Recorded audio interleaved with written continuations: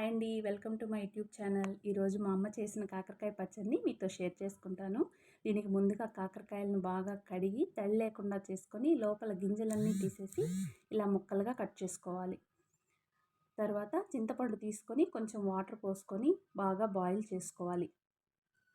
ఇలా బాగా బాయిల్ చేసుకున్న తర్వాత స్టవ్ ఆఫ్ చేసి పక్కన పెట్టేసుకోవాలి.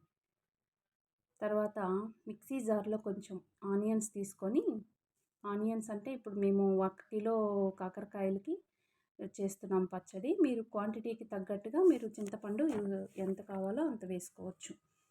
ఇలా బాయిల్ చేసుకున్న చింతపండును కూడా ఇందులో వేసేసుకొని మిక్సీలో ఫైన్ పేస్ట్ చేసుకొని రెడీగా పెట్టుకోవాలి.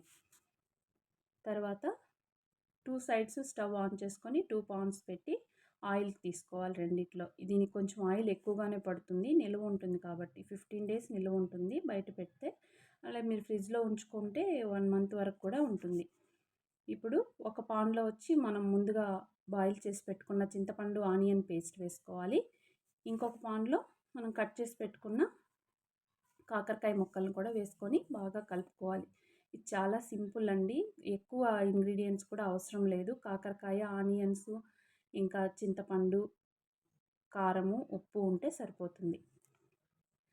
ఇలా కాకరకాయలను ఒక సైడు ఫ్రై చేసుకుంటూ ఉండాలి, అలాగే అటు సైడు ఆనియన్ చింతపండు పేస్ట్ని కూడా ఫ్రై చేసుకుంటూ ఉండాలి.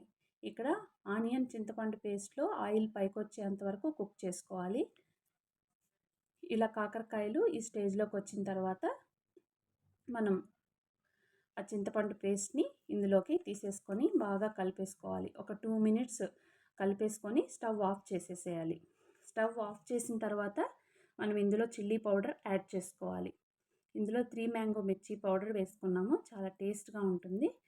మీకు ఏ కారం కావాలనిపిస్తే అది వేసుకోవచ్చు. అంతే అండి, పచ్చడి రెడీ అయిపోతుంది. ఎంత టేస్టీగా ఉంటుందంటే ఈ పచ్చడి అంటే మా ఇంట్లో అందరికీ చాలా ఇష్టం. సో మీరు కూడా ట్రై చేయండి. ఈ వీడియో కనుక మీకు నచ్చినట్లయితే please like, share and subscribe. Thank you. Bye bye. Take care.